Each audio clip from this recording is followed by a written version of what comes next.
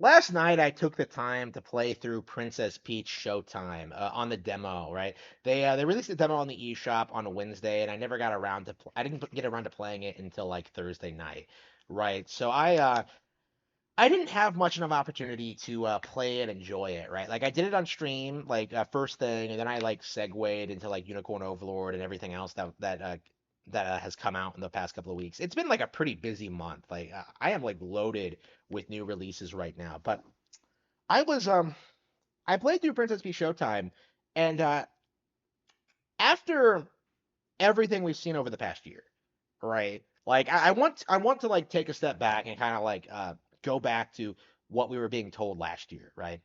I remember when people were trying to tell you that this was a mini game collection, that this wasn't going to be good, that this was not a major release for Nintendo Switch, that this would be one of the last games released for Nintendo Switch, right? That this wasn't going to be that big of a deal, that it might even be launching on the Switch too, right?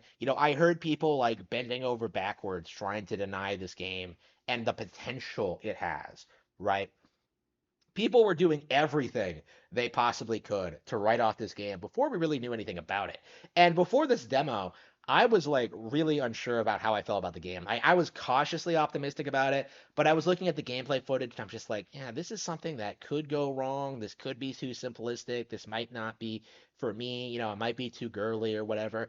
And now that I've actually played the game, one of the best games released this year. Like hands down, I do think this is going to be a game of the year contender so far, right? Like I was shocked at how much fun, stylish, and engaging the gameplay was, right? Each individual area is its own little game, right? You're fighting bad guys, you're fighting a boss, you're baking a cake, you have to do a rhythm mini game.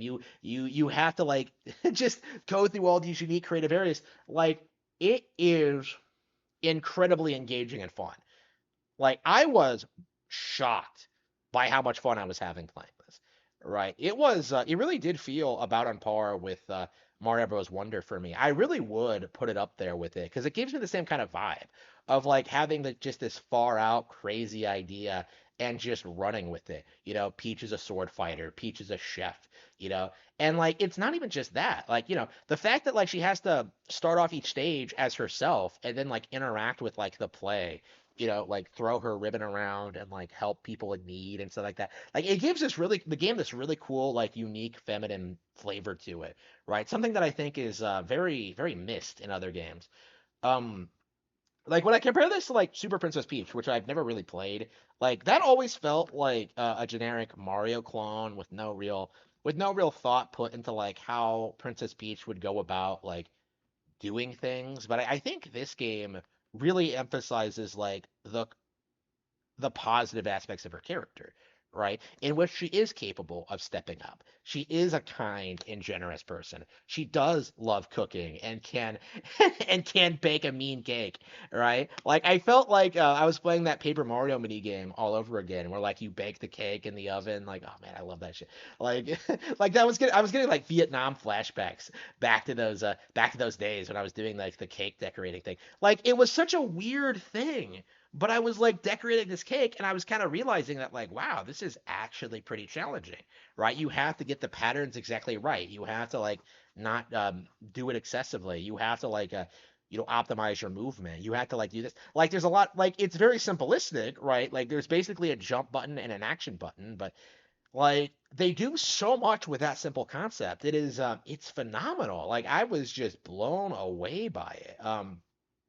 The comparison I came up with on stream, and I really do think this is true, is that this is the anti Conker's Bad Fur Day, right? It has the same kind of gameplay loop where Peach just kind of, depending on the context, does completely different things. It even has like the little light bulb thing. I'm just looking at this, like thinking that, like, wait, did they were they inspired by Conker of all things? Princess Peach was inspired by Conker? Was she tutored by him on how to be a video game character? Like it was weird, like thinking back on that, but it is like the exact same thing with like the light and like pressing the button, and then Peach does something that she's never done before and will never do again, right? It really is that kind of gameplay style. But unlike Conquer, which like revels in being like nasty and degenerate, like Princess Peach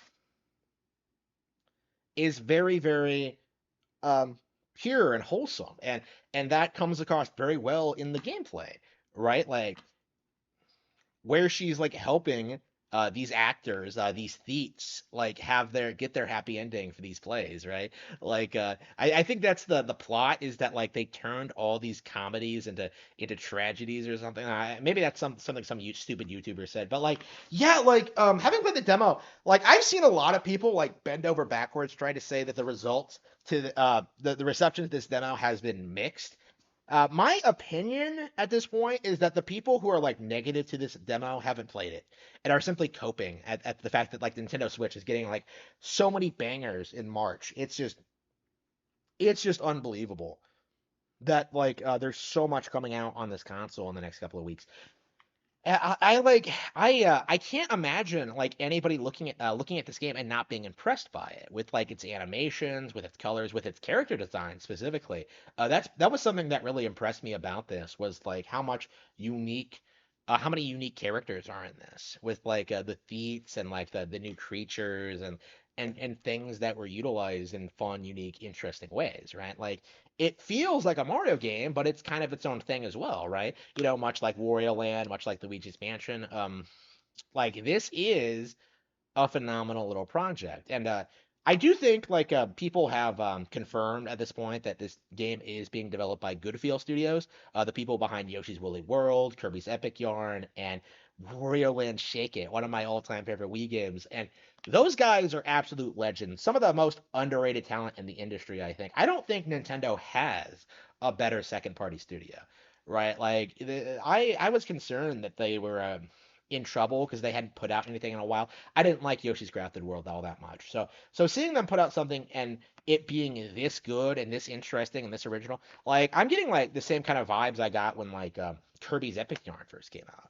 Right, when I played that for the first time, where like it's nothing like any other Kirby game, but at the same time, it's so visually distinct, it's so unique, it's so fresh and original that the game has a lot of hardcore fans. Right. I think Princess Peach Showtime is going to have the same kind of like appeal to it, right? Where like a lot of people are going to like attack this game for ideological reasons, like, oh man, what you're playing as a pretty pink princess, or like you have people like making fun of that concept, right? But when you look at the actual game, when you look at how it plays out, when you look at how engaging it is, when you actually like experience it, like you have something really genuinely unique, fun, and interesting, right? Something that I think is going to be very, very appealing to the kind of person who has never played a video game before. Kind of like how the first movie that a lot of kids see is like some kind of Disney film, right? Like, I think this is going to have that same kind of appeal. Like, I think people are really, really understating how popular this game is going to be. Like, I think it's going to be bigger than Luigi's Mansion, right? I do think this is going to be something that sells like 15 to 20 million units. Like, I think this is on track to be like a huge hit on Nintendo Switch. And we're still in that phase where people are in denial about that. People are trying to like say this isn't a major release for Nintendo Switch. Like they're still trying to convince you that Super Mario Bros. Wonder wasn't successful, right? Like it's one of those things that really needs to be talked about more. But these gaming YouTubers, the analysts, the game journos, like they can't be trusted. Like I saw so many people give negative coverage to this game, but like pre-release. But now that I've played it, I can safely tell you that none of that is true in any way, shape, or form.